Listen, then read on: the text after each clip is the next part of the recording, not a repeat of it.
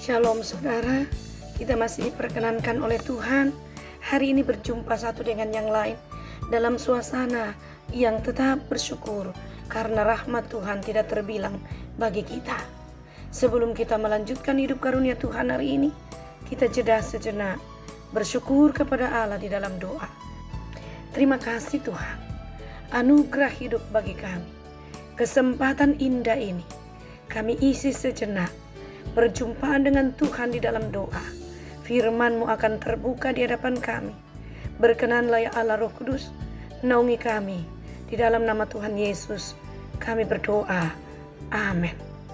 Saudara, firman Tuhan hari ini Yeremia pasal 21 ayat 11 sampai ayatnya yang ke-14. Nubuat melawan Raja Yehuda. Kepada keluarga Raja Yehuda, dengarlah firman Tuhan. Beginilah firman Tuhan, hai keturunan Daud. Jatuhkanlah hukum yang adil setiap pagi, dan lepaskanlah dari tangan pemerasnya orang yang dirampas haknya. Supaya kehangatan murkaku jangan menyambar seperti api, dan menyala-nyala dengan tidak ada yang memadamkannya. Oleh karena perbuatan-perbuatanmu yang jahat, sesungguhnya aku akan menjadi lawanmu, hai kota yang di atas lembah, gunung batu di dataran. Demikianlah firman Tuhan, hai kamu yang berkata, siapakah yang berani turun kepada kami, dan siapakah yang berani masuk ke tempat perteduhan kami? Aku akan melakukan pembalasan kepadamu sesuai dengan hasil perbuatanmu. Demikianlah firman Tuhan, aku akan menyalakan api di hutannya, yang akan memakan habis segala sesuatu yang di sekitarnya. Demikian jauh firman Tuhan saudara, diperkenankan bagi kita membaca hari ini untuk kita renungkan dan pegang maknanya bagi kehidupan kita. Saudara, firman ini mau menegur kehidupan saya dan Anda dengan satu perenungan hidup antara dua pilihan buruk. Artinya saudara, kita diperhadapkan sesuatu yang tidak diinginkan, tetapi akan terjadi oleh karena ulah kita sendiri. Antara dua pilihan buruk, penyebabnya adalah dosa. Sewaktu masih terbuka kesempatan bertobat, bangsa Yehuda masih bisa memilih antara berkat dan kutuk. Namun, sesudah mereka terus-menerus mengeraskan hati dan menolak peringatan Tuhan, pilihan untuk mereka hanya di antara dua macam kehancuran. Itulah yang harus Yeremia sampaikan kepada utusan Raja Sedekia, Pasyur, serta Imam Sefanya terhadap pertanyaan mereka. Apakah Tuhan mau menolong mereka dengan mujizatnya dari penyerangan Babel? Dengan mengirim dua utusan itu, seolah Sedekia ingin meyakinkan Yeremia bahwa dirinya serius mencari Tuhan. Dirinya sungguh-sungguh mencari kehendak Allah dan pertolongan hanya daripada Tuhan. Tetapi anehnya, kemunafikan itu jelas, di mana Sedekia masih hidup dalam keberdosaannya. Ia hanya mau mengingat kebaikan dan kedahsyatan Allah. Ayat 2 menjelaskan itu. Tanpa niat untuk bertobat dan meninggalkan dosa-dosanya. Oleh karena itu, jawaban Tuhan atas permohonan penyelamatan dari Allah adalah kepastian hukum yang mengerikan. Itu diungkapkan dalam ayat 3 sampai ayat 7 sebelum perikop kita. Kata Yeremia kepada mereka, beginilah kamu katakan kepada Sedekia, beginilah firman Tuhan Allah Israel, sesungguhnya aku akan membalikkan senjata perang yang kamu pegang, yang kamu pakai berperang melawan Raja Babel dan melawan orang-orang Kasdim yang mengepung kamu dari luar tembok. Aku akan mengumpulkannya ke dalam kota ini. Aku sendiri akan berperang melawan kamu dengan tangan yang teracung, dengan lengan yang kuat, dengan murka, dengan kehangatan amarah, dan dengan kegusaran yang besar. Aku akan memukul penduduk kota ini, baik manusia maupun binatang. Mereka akan mati oleh penyakit sampar yang hebat. Sesudah itu, demikianlah firman Tuhan. Maka Sedekia, Raja Yehuda, dan pegawai-pegawainya, dan rakyat di kota ini, yang masih tinggal hidup dari penyakit sampar, dari pedang dan dari kelaparan, akan kuserahkan ke dalam tangan Nebukadnezar, Raja Babel, yaitu ke dalam tangan musuh mereka yang berusaha mencabut nyawa mereka. Orang akan memukul mati mereka dengan mata pedang tanpa mereka sayang, tanpa belas kasihan, dan tanpa ampun. Itulah nubuat Allah untuk kengerian yang akan terjadi bagi kehidupan mereka oleh karena kekerasan hatinya dan ipu yang mereka bungkus. Satu sisi seakan-akan mencari Tuhan, tetapi mereka berkanjang di dalam keberdosaannya. Jelas sekali hukuman itu, ayat 3 sampai ayat 7. Tanpa pertobatan tidak ada yang luput dari pedang Allah, baik lewat penyakit sampar maupun lewat dibunuh musuh.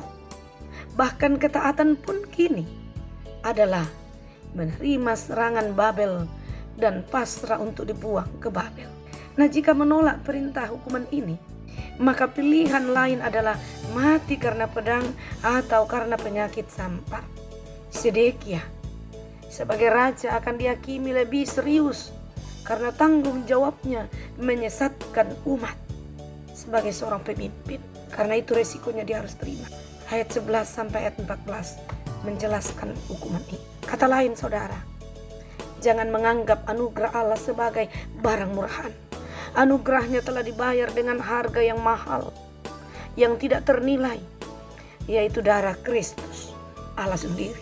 Oleh karena itu, hanya orang yang percaya kepada Kristus, yang bertobat dengan meninggalkan dosa-dosanya, dan yang bertekad menjalani hidup yang benarlah, yang akan menikmati sepenuhnya kekayaan, kemurahan anugerah Allah. Karena itu, kita camkan bersama-sama bahwa melalui perenungan firman hari ini, satu hal yang diingatkan bagi kita, bahwa Allah tidak dapat dipermainkan. Orang yang bermain-main dengan dosa tidak dapat mengharapkan berkat-Nya. Karena itu, hanya ada antara dua pilihan yang buruk.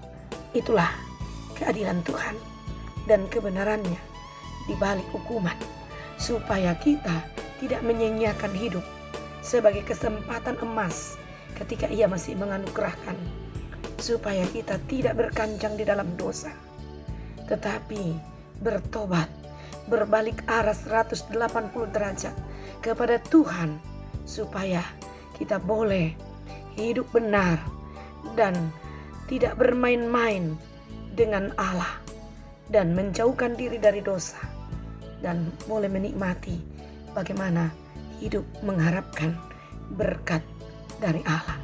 Terpujilah Dia. Terima kasih Tuhan, kami telah Engkau perkenankan melihat hidup kami, merenungkan firman-Mu sebagai dasar, sebagai cerminan bagi kami.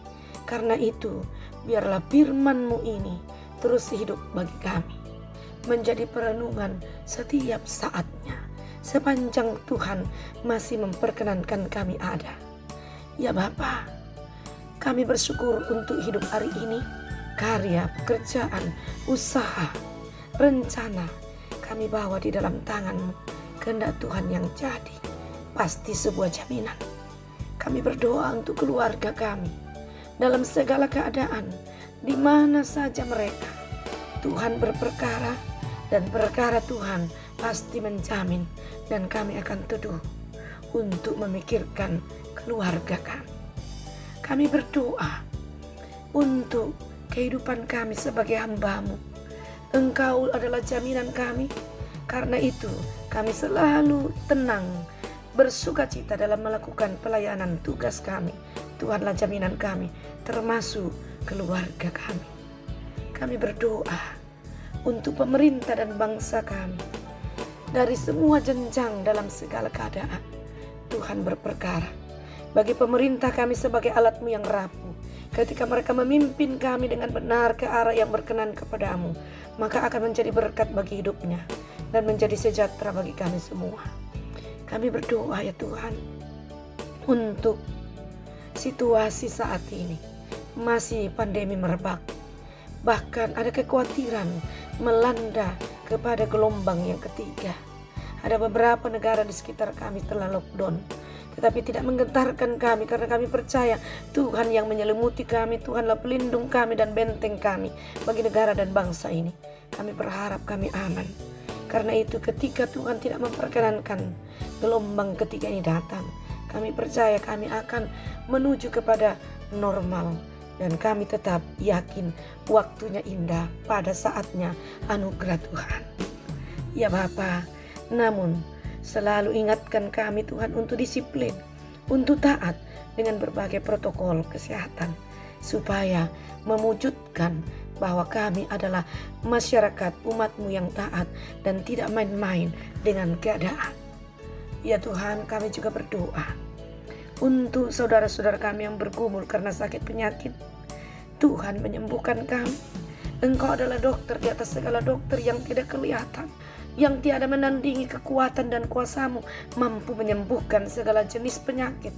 Memberkati usaha yang berkenan kepada Tuhan sudah, sedang dan masih akan dilakukan, sehingga semua yang mengupayakan itu boleh mendapatkan kesembuhan, termasuk hamba-Mu pada kesegaran, pemulihan terhadap yang mengganggu pada kesehatan hamba-Mu, yaitu pita suara, tenggorokan. Oh Tuhan, sempurnakanlah suara ini, pulihkanlah kami. Tetapi tidak menjadi halangan hamba-Mu untuk melayani Engkau. Ya Tuhan, kami berdoa untuk mereka yang berbeban karena duka cita. Kuatkan, tabahkan, hiburkan Tuhan. Mampukan mereka melewati pergumulan-pergumulan ini. Kami berdoa dalam keseharian kami semua, Engkau peliharakan kami sebagai suami, istri, ibu, ayah, orang tua, opa, oma, anak-anak, cucu. Tuhan berkati kami semua. Berkati kami dalam karya hidup, perjuangan, pekerjaan, dan harapan-harapan. Kami berdoa bagi mereka yang berbahagia, karena hari bahagia mereka ulang tahun dirinya, ulang tahun pernikahannya. Sempurnakanlah itu, nama-Mu tidak dilupakan. Oh Bapa, terima kasih. Ampuni kami, dengarkan kami. Di dalam nama Tuhan Yesus kami berdoa, dan kami juga membawa para orang tua kami dalam keterbatasan mereka karena usia. Tuhan penolong dan penopang mereka. Amin.